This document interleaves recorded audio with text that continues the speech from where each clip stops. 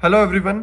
इस वीडियो में हम जिस वैकेंसी की बात करने वाले हैं वो निकली है रेलवे में और टोटल जो है वो 300 प्लस वैकेंसी है।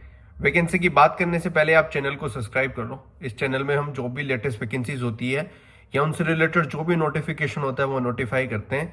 अगर आपको कोई भी क्वेश्चन या कोई भी क्वेरी है तो आप मेरे इंस्टाग्राम पे मेरे को डीएम कर सकते हैं या फिर आप यूट्यूब पे भी जो है वो डायरेक्टली कमेंट कर सकते हैं। बात कर लेते हैं वैकेंसी की। जैसे कि आप देख सकते हैं टोटल नंबर ऑफ वैकेंसी जो है वो है 312 है। इसकी जो डेट है, डेट की बात कर लेते हैं। जो है फॉर्म ओपन होंगे वो होंगे 30/12/2025 से और लास्ट डेट जो है वो इसकी फॉर्म फिल करने की जो फॉर्म सबमिट करने की है वो है 29 और पेमेंट की लास्ट डेट जो है वो 31 जनवरी है और बाकी मॉडिफिकेशंस की इन्होंने डेट भी दी है। बाकी इसमें बात करें वैकेंसी की तो चीफ लॉ असिस्टेंट जो कि पे लेवल 7 का है और मेडिकल स्टैंडर्ड और एज जो है उसकी 18 से लेके 40 साल होनी चाहिए और टोटल नंबर ऑफ पोस्ट जो है वो 22 है। पब्लिक प्रोसिक्यूटर की जो है वो लेवल, ये भी लेवल 7 का है और जो इसकी एज है वो 18 से 32 ईयर होनी चाहिए और जो है टोटल नंबर ऑफ वैकेंसी जो है उसमें 7 है। यानी लीगल की जो है वो टोटल 29 वैकेंसी है। अगर हम इसमें बात करें एजुकेशन क्वालिफिकेशन की तो जो चीफ लॉ असिस्टेंट है उसके लिए जो है minimum degree in law with 3 years standing practice as a pleader at bar serving railway employees who are law graduate are also eligible to apply for these posts provided they have served for at least 3 years in any branch of railway administration. Vacancy earmarked for direct recruitment should also be available to the railway magistrate who are desirous of applying for such post and who also fulfill the prescribed qualification for the direct recruits. और जो public prosecutor है जिसकी जो है number of vacancy वो 7 है, minimum age इसकी 18 है और मैक्सिमम एज जो है वो 32 है। इसके लिए जो है graduate with bachelor degree in law from required university and with 5 years studying as an advocate at bar जो है, अगर आप के पास जो है 5 year का एक्सपीरियंस है तो आप पब्लिक प्रोसिक्यूटर के लिए जो है अप्लाई कर सकते हैं। इसमें जो है एक आपका एग्जाम होगा जो कि एमसीक्यू बेस्ड होगा और जिसमें प्रोफेशनल एबिलिटीज यानी कि जो आपका मेन कोर है जैसे कि आपका लीगल है उसमें से 50 क्वेश्चन आएंगे, जनरल अवेयरनेस में से 15, जनरल इंटेलिजेंस एंड रीजनिंग में से भी 15 और मैथमेटिक्स में से 10 और जनरल साइंस में से 10।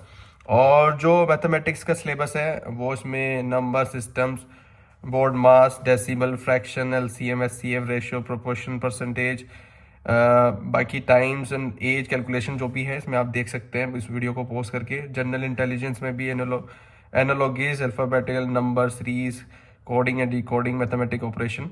और जनरल अवेयरनेस में जो है knowledge of current affair, Indian geography, culture, history of India, include freedom movement. बाकी आप पोस्ट करके देख सकते हैं। बाकी जो जनरल साइंस है वो physics, chemistry and life science up to the 10th standard जो भी सीबीएसई का सिलेबस होता है उसके अकॉर्डिंग।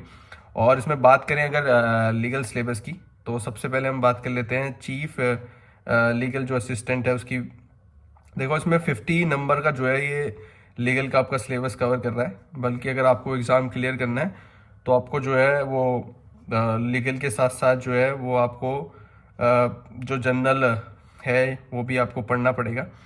और लीगल की वैकेंसी, चीफ लॉ असिस्टेंट की वैकेंसी की मैं उसमें बात करें तो सिलेबस की तो इंडियन कॉन्स्टिट्यूशन से आएगा जो प्रेम्बल है, salient features, fundamental rights, duties और जो union legislature and executive and judiciary 3 से 5 क्वेश्चन, एडमिनिस्ट्रेटिव लॉ से 2 से 3, जूरिस्प्रूडेंस से 3 से 4, लॉ ऑफ टॉर्ट से 2 से 3, हिंदू लॉ से 3 से 4, सिविल प्रोसीजर से जो है 5 से 7, भारतीय नागरिक सुरक्षा संहिता से 2 से 3, भारतीय न्याय संहिता से 2 से 3, भारतीय साक्ष्य अधिनियम से 2 से 3 और कॉन्ट्रैक्ट से भी 2 से 3, लिमिटेशन से 2 से 3, स्पेसिफिक रिलीफ एक्ट से 1 से 2, इंडियन पार्टनरशिप से 1 से 2, आर्बिट्रेशन से 2 से 3, कंज्यूमर प्रोटेक्शन से 1 या 2 question, protection of human rights 1 से 2 क्वेश्चन, ट्रांसफर ऑफ प्रॉपर्टी 2 से 3, राइट टू इंफॉर्मेशन एक्ट से जो है वो भी 1 से 2 क्वेश्चन, कंपनी लॉ से 2 से 3 और लेबर लॉ से 3 से 5।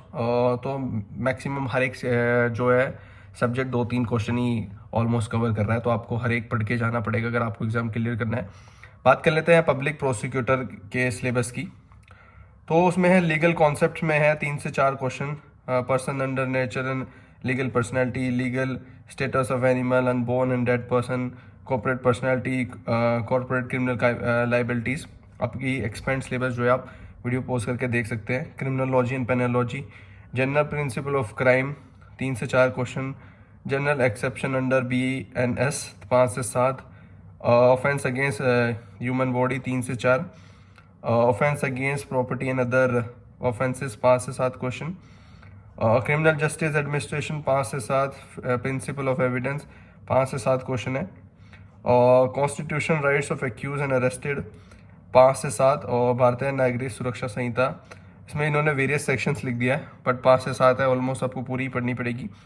और the railway protection force acts, the railway acts and the railway properties and lawful position acts 5 से 7 क्वेश्चन जो है कवर कर रहा है। टोटल 50 क्वेश्चन आएंगे।